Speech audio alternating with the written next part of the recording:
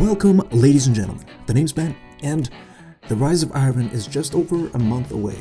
Research shows that there is much to be excited about. And by research, I mean this one article I read the other day. Personally, I'm most excited about the addition of artifacts to the build system. It's a whole new dimension to Destiny's PvP and some PvE, so I'm already brainstorming cheese-infused build ideas for you all to try out come September 20. For those that haven't heard, artifacts will no longer just be attribute boosters, but will actually grant Guardians perks that can be used offensively and defensively. There were a total of 8 artifacts listed. Memory of Radagast, for example, will allow you to deflect energy-based projectiles using your heavy sword. I can see this being really useful in game types like Mayhem, where heavy weapon spawns often and supers pop oftener. Only thing that wasn't clear is if you could straight up Genji deflect projectiles like golden gunshots back at the shooter, because that would be awesome. This artifact may also come in handy in that one round in trials that no one likes. Memory of Puran is an artifact that highlights Guardians with full super and those with low health. This one's pretty interesting because it ties into a habit I'll be talking about in an upcoming Slayer mindset episode called Target Prioritization. Say you're in the Crucible, running to assist a fallen teammate, but you see 2 Guardians as soon as you hit the scene. Who do you shoot? Most people will shoot whoever they see first, but in highly team-oriented game types like Threes and Trials, that decision could cost you the engagement or round. That's when setting target priority comes in handy. Note to future me, link the next episode of the Slayer Mindset in the description of this video. Thanks. Next up, Memory of Yolair removes sprint cooldown, so essentially infinite sprint. This is brilliant. You're probably wondering how the added weight of an artifact makes your legs work longer. Well, I am also. Actually, while we're on the subject, how are knee pads a perk on a weapon? I mean, logically, what's happening there? Does the weapon come with a side of, buttered knee pads that turns everywhere into a slip and slide? Because these are things I think about and need answers to, Bangli. Anywho, I can see this artifact as being really easy to get used to, in the same way some exotic armor pieces are currently. At the moment, for example, I feel like I can't play any hunter subclass without the Bones of AO. It wasn't clear from the description, but if this artifact somehow negates sprint lock, this will probably be my go-to. Next up, Memory of Sylmar. Reduces damage over time effects. Finally.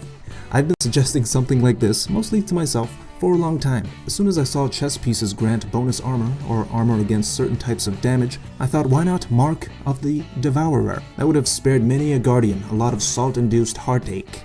This artifact can essentially render some grenades and the weapon that shan't be named a lot less useful. All I can say about this is, it's about time. Memory of Felwind is an artifact that'll grant an extra nade and melee at the cost of a super. Plus, it'll boost all stats. I can see this as being extremely overpowered already.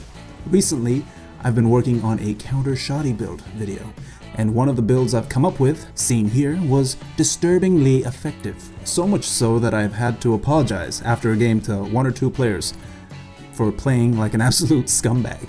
Grenades are a huge game changer, I'm sure you all know this. Every class has that one subclass with trolley grenades, and the thought of Night Stalkers with double wombo combos, or Blade Dancers with double skip grenades is a little bit disturbing.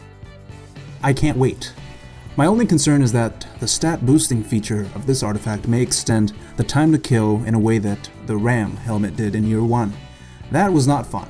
The same number of shots should be able to kill every type of Guardian.